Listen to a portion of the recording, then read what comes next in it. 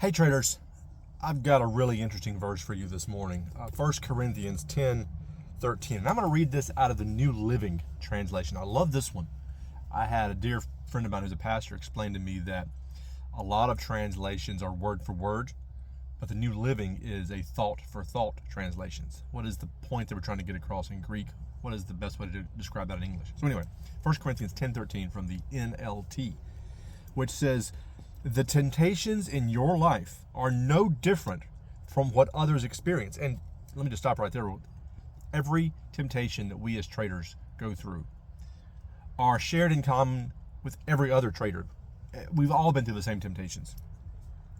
And God is faithful. Well, we can just stop right there. God is faithful. That's all you need to know. But he keeps going. He, God, will not allow the temptation to be more than you can stand.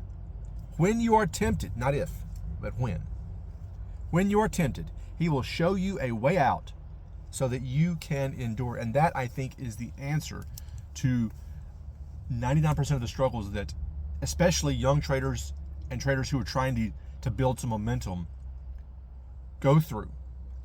You are overwhelmed with these temptations to revenge trade, or to reach for a trade that maybe you were hesitant to get in the first place, but now it's kind of leaving you behind, and now I don't want to be left out.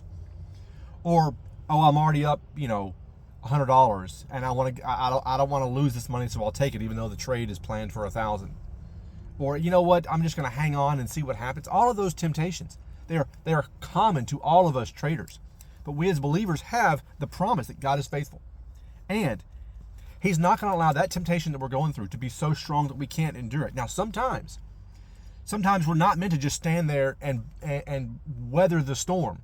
Sometimes we're meant to flee. You look at Joseph and the story of Potiphar's wife. He didn't stand there and try to reason with her. He took off running. Sometimes that is the way out of temptation. The way of escape that it talks about in the King James, the New King James, he will show you a way out. And so I think the most common way out that we can find there is to make sure that you are part of a, especially Christian trading community. Trading community, yes, but Christian trading community especially. So that the others can say, hey, I've been through this before. Again, no temptation, the temptations of your life are no different than what others experience. We're all going through the same thing. As Galatians says, bear one another's burdens and so fulfill this law of Christ. So, as we go through our daily life, remember that God is faithful and we can endure these temptations that we're going through. Sometimes it means just walking away.